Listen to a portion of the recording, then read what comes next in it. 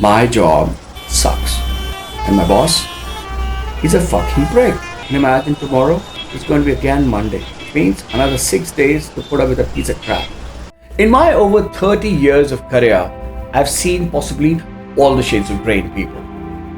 And the most exciting part is that the same people, once upon a time, were so excited and desperate to get that same very job. I see most people seem rather unhappy in their corporate life today. I must share this very interesting event that happened once in my life. It was in the middle of the day and we just decided to take a coffee break. I was at a client's place, so we just poured ourselves the coffee and I just took a sip and I kind of noticed he was in a foul mood that day. In fact, he had been in a foul mood for the last few meetings. This must have been around possibly September, October time of the year when normally appraisals and all are done and people are back to the grind of work. So I just happened to pull his leg and say, how come this appraisals happened so late this time? And he just kind of reacted, looked at me and he said, appraisal? And I said, no, you were sounding in a very foul mood, so I thought I'll just ask it. It's kind of smart. And he said, my job sucks. And as if he was waiting to burst. So after he was finished, I just politely asked, change the job, man. Why are you still hanging around here if you're so unhappy? And he instantly mellowed and said, I need this job to pay my bills. And it is not so easy to even find a job these days. And kind of, we understand this kind of thing, तुम professionals का अच्छा है यार, जब मन किया काम किया, जिसके साथ मन किया काम किया, नहीं जमा तो आगे बढ़ गए, किसी की जीवजुलू नहीं करनी पड़ती. Meaning, it's so cool to be a professional. You can work at your terms with people you want to work with on your terms and so on, and you don't have to kind of suck up to people's behavior. And at that moment, I just wanted to tell him how lucky he was because he had a secure income. But I realized that was not the time, so I kind of just kept quiet. But for some reason, that whole conversation kind of stuck with me, more like a leech, And as I started observing more and more people, I began to notice a pattern of mindsets in people, that I could possibly club all those behaviors into three kinds of mindsets. There are these 1% super lucky blessed ones who get to discover what they are truly made for.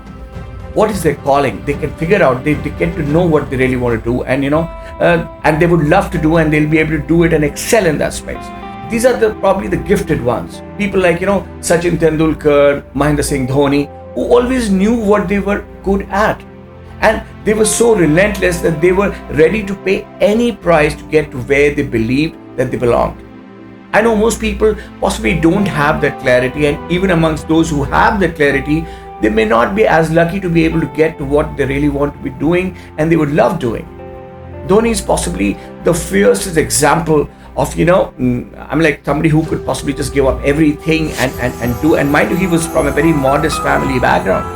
He could quit a government secure job and jump into a train that possibly just changed his entire future. Phenomenal, I would say.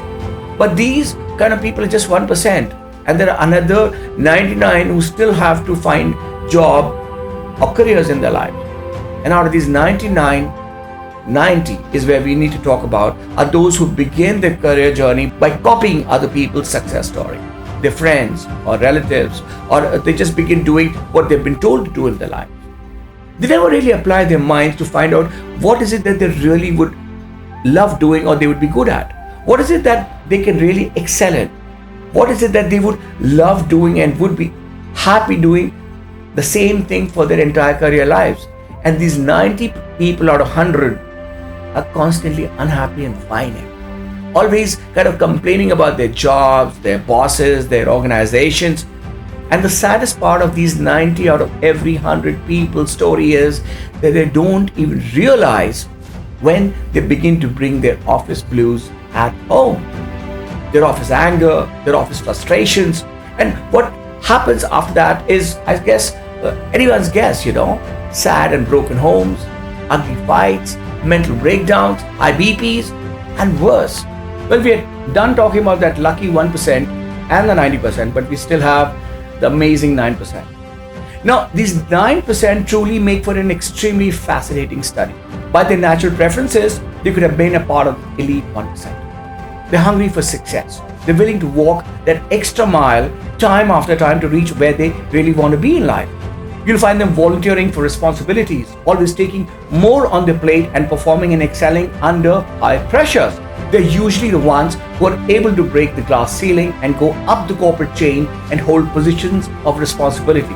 They are the workaholic CEOs, the MDs, the VPs who are burning the midnight oil and working their way all the way through their weekends and even often during their vacations. They're just not as lucky or blessed as those fortunate 1% to be able to get what they wanted on a silver platter. And I don't mean that Dhonis and Sachins of the world don't have to work hard. So please don't get me wrong. You cannot find a sustainable success without giving your 9 holes in effort. There are no shortcuts to success. You have to grind. You can safely say grind is virtually a constant for success. Often the unfortunate part of these 9% is that they have to make do with the opportunities that come their way. But interestingly, despite not being destiny's favorite child and not getting what they had dreamt of, they still find success in whatever they do. Now this is where the catch lies. Now take a moment and think, what is it so special that makes these high-performing 9%? You put them in any furnace and they will always come out smiling and winning, time after time. Think about it. They're not the ones who are born with a silver spoon. They're ordinary people who become unordinary. They're like the Hindu mythological character of Karn, who's mighty talented, but life kept throwing the odd dice at him time after time. What is so special about these 9%? Why are they not unhappy despite not getting what they aspired for? And why they succeed despite not doing what they would have loved doing in their lives? These 9% people may not have got what they wanted to do in their lives and what they would love doing, but they have the ability to love what they get. Let me repeat, they don't get what they love, so they love what they get. They don't get to do what they would have loved, so they love what they get to do. Now, for me, that is a true winning mindset. Life is never going to be happily ever after. There will be bad bosses. There will be office politics, favoritism, biases, insecurities, out of turn favors. Life is a bitch. Yes, we all know that. So what do you do about it? Keep complaining, whining, and screw up your life? Or just hang in there? Wait until you get the life gives you an opportunity, and maybe not the one that you probably had hoped for, but it is opportunity nonetheless. All you need to do is grab it with both your hands and give all that you've got and strike gold.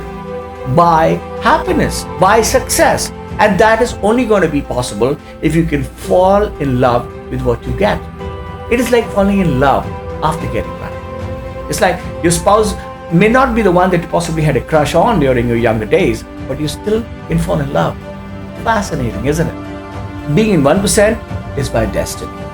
Being in 90% is by choice. But being and becoming a part of the 9% is opportunity. You, I, all of us can get into this 9%. All we need to do is fall in love with what opportunity is presented in front of us. Just begin by building the right career mindset, and I assure you, the success will have to be yours. I sincerely hope I've given you a reason to rethink your life and its goals today. Please don't waste your time complaining. Just fall in love. And do like this and subscribe this video and my channel for more such mind-bending videos. Catch you soon. Adios.